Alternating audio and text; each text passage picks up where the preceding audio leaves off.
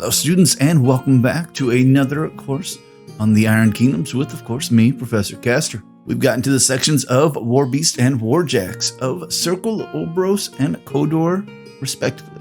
Also, stay tuned at the end of this episode. We're going to be discussing the new Mark IV versions of each of these guys, if they are available to us at this time, as well as seeing what the difference is between their Mark III counterparts.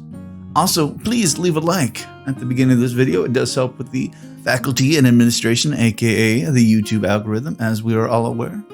And let's begin. All right, starting this off in alphabetical order because that's how the archives are set. We'll be starting with the Decimator, Khador Heavy Warjack. Initial service date started in 587 AR. Height at 11 feet 7 inches. Weight at a little under 10 tons. Fuel load, 783 pounds. Good morrow. General use, lasts for 4 hours. Combat use, 45 minutes. So, not very long, Jack, but I feel like when you have a Warjack in a battle zone, 45 minutes is more than enough. Armaments include a dozer cannon and a ripsaw. Alright, let's start the reading from the archive. As the Khadoran Empire has expanded its territories and come up against the toughest defenses of its enemies, it has needed increasingly powerful tools to sow destruction. Enter the Decimator, which Khador engineered to annihilate well-armored targets with powerful direct fire.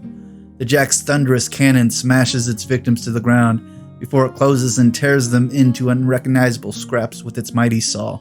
The heart of the Decimator dozer repeating cannon is a revolving chamber housing the weapon's oversized ammunition. The impact of one of these massive slugs smashes its unfortunate target backwards, if not annihilating it outright, and punches a hole in the enemy's line.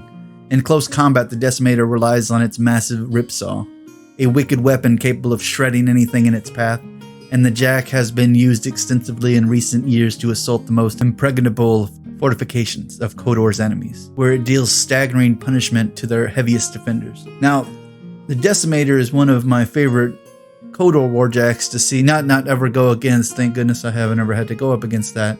However, when they say the dozer cannon is powerful, they're not kidding. The size of the rounds can actually knock back pretty much anything it hits.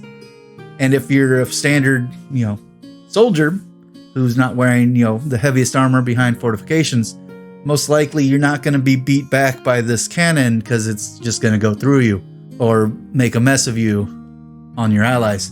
So, one fantastic cannon, way shorter range than the standard destroyer class Warjack, which we'll get to in a moment.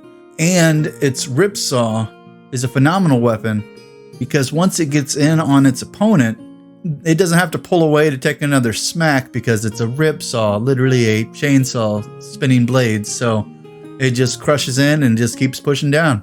So very good against very hard to hit Warbeast or Warjacks because it doesn't have to do a second swing. Very phenomenal. Alrighty guys, and now it is time to discuss how much more different the Decimator in Mark III is from the Decimator in Mark IV.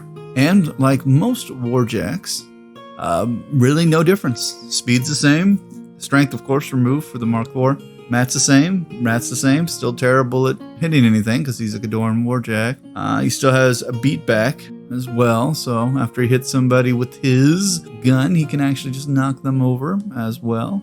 Push them back, then he moves up. And then sustained attack, still the same thing. Once he hits something, he can just keep on hitting it without having to re-roll an attack roll. However, in Mark IV, he is 1 inch faster because of the new run rule of speed +5 and not just double speed, making all Khadoran Warjacks just that edge faster, which is great because they are super slow if you play them. Alrighty students, well that does it for this particular Warjack. And if you could, please like, subscribe, and comment. Let me know if you've ever fought alongside these particular Warjacks or if you've ever gone against them. Because honestly, I would hate to have to go up against these particular Warjacks, but that is the terms of war, and I'm glad I am retired. And as always, your homework is please tell your friends and fellow gamers about this particular podcast so that we can keep increasing the class size and keep this particular train rolling. And as always, class dismissed.